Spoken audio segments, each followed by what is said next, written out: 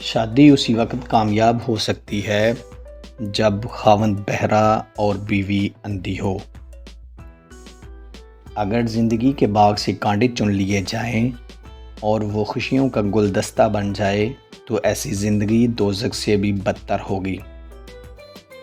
اگر قانون کی زبان ہوتی تو وہ سب سے پہلے قانون دان کی شکایت کرتا۔ دنیا میں سب سے بڑی آبی قوت عورت کے آنسو ہیں۔ نغمہ ایک ایسا لائسنس یافتہ ذریعہ ہے جس سے پبلک میں ایسی فحش باتیں کہی جا سکتی ہیں جو کسی اور ذریعے سے کہنی مشکل ہیں۔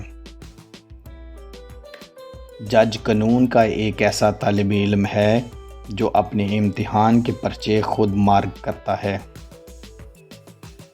عورت کا دل ہمیشہ چاند کی طرح بدلتا رہتا ہے لیکن اس کا باعث ہمیشہ مرد ہوگا۔ جو شخص عورت کی خواہش کے رخ کو قوت سے بدلنا چاہتا ہے وہ بیوقوف ہے۔ مصیبت اس حالت کا نام ہے جس میں انسان اپنے مداحوں سے نجات پا کر خود کو پہچانتا ہے۔ عورت کے ہاں اور نہیں میں اتنا کرب ہوتا ہے کہ ان کے درمیان سوئی بھی نہیں سما سکتی۔ سب سے بڑا خطرہ اس وقت ہوتا ہے جب نصف عاقل ایک طرف اور نصف احمق دوسری طرف۔ لوہے کا کلہاڑا لکڑی کے جنگل سے ایک چھلکا تک نہیں اتار سکتا جب تک اس کے ساتھ خود لکڑی کا دستہ شامل نہ ہو۔ بعض لوگ اچھا بننے کے لیے اتنی بھی کوشش نہیں کرتے جتنی کہ اچھا نظر آنے کے لیے کرتے ہیں۔ دلائل جتنے کمزور ہوں گے الفاظ اتنے ہی سخت ہوں گے۔ جو شخص صرف عقل مند ہے وہ قابل رحم حالت میں زندگی بسر کرتا ہے۔ اگر عقل مند اور بیوقوف دونوں اسیر محبت ہو جائیں تو ان میں کوئی فرق نہیں رہ جاتا۔ خاموشی اظہار نفرت کا سب سے بہترین طریقہ ہے۔ اچھا لباس پہن کر خراب لوگ بھی مہذب کہلانے کا شرف حاصل کر سکتے ہیں۔ سوتے وقت اگر آپ کو جھٹکے لگتے ہیں تو آپ پر ان 3 چیزوں میں سے کسی ایک کا حملہ ہے: کالا جادو، کسی برے شیطان کا سایہ، یا پھر آپ ہر وقت کسی خوف میں مبتلا رہتے ہیں۔ بعض لوگ اپنی ابتدائی عمر زندگی کے آخری حصے کو ناخوشگوار بنانے میں صرف کرتے ہیں۔ قسمت اپنی عنایات دونوں ہاتھوں سے تقسیم نہیں کرتی۔ وہ غریبوں کو معدہ دیتی ہے لیکن خوراک نہیں دیتی۔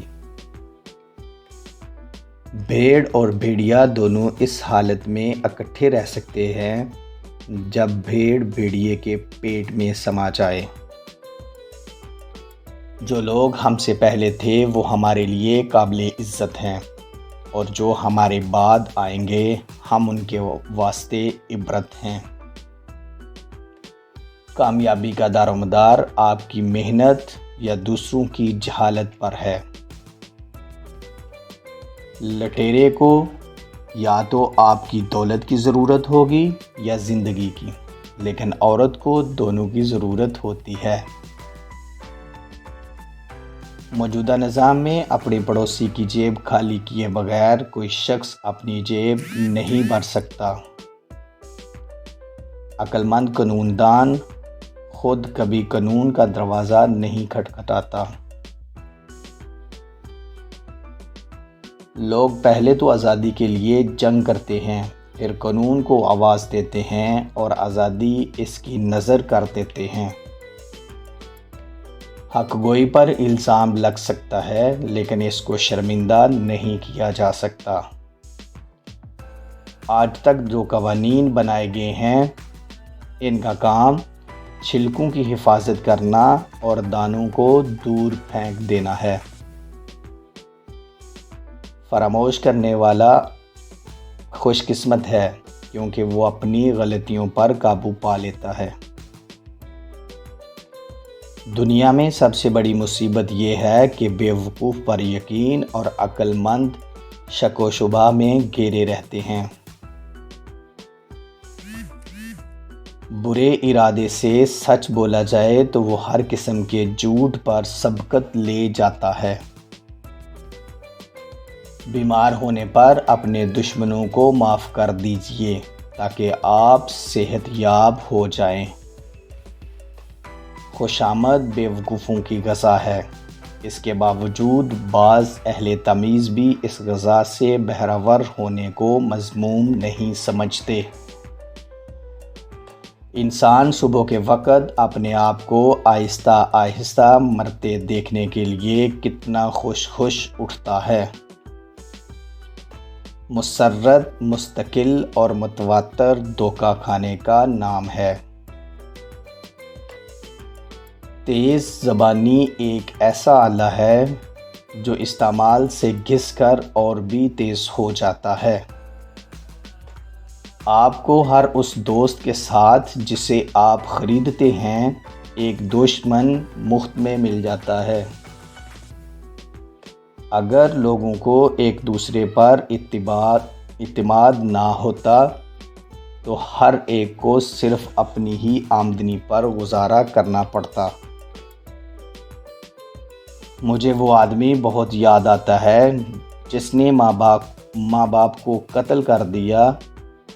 جب اسے سزا سنائی جانے لگی تو اس نے اس بنا پر رحم کی درخواست کی کہ وہ یتیم ہے۔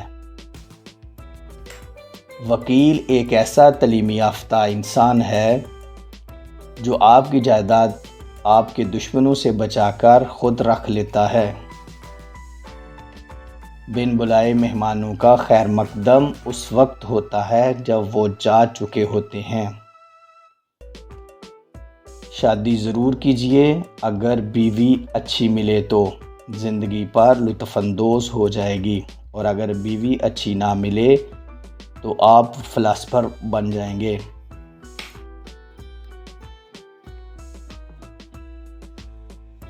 اگر عیاشی کو ابتدا میں نہ روکا جائے تو وہ آہستہ آہستہ ضرورت بن جاتی ہے۔ حضرت آدم نے گندم کا دانہ اس لیے نہیں کھایا کہ انہیں مرغوب تھا، بلکہ اس لیے کھایا کہ اس کا کھانا ممنوع تھا۔